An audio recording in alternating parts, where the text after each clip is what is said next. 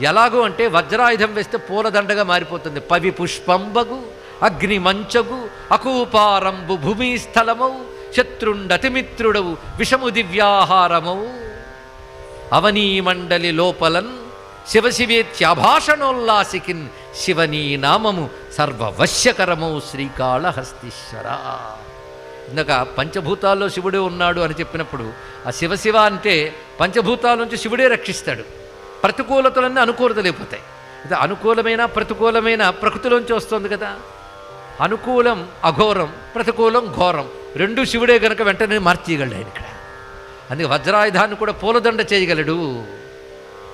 అగ్నిలో పడిస్తే మంచుగా మార్చగలడు, సముద్రాన్ని భూమిగా మార్చగలడు, విషాన్నిస్తే అమృతంగా మార్చగలడు. విషము దివ్యాహారము ఎన్నగా అవనీ మండలి లోపలన్. అది శివనామానికి శివారాధనకున్న మహిమండి. అది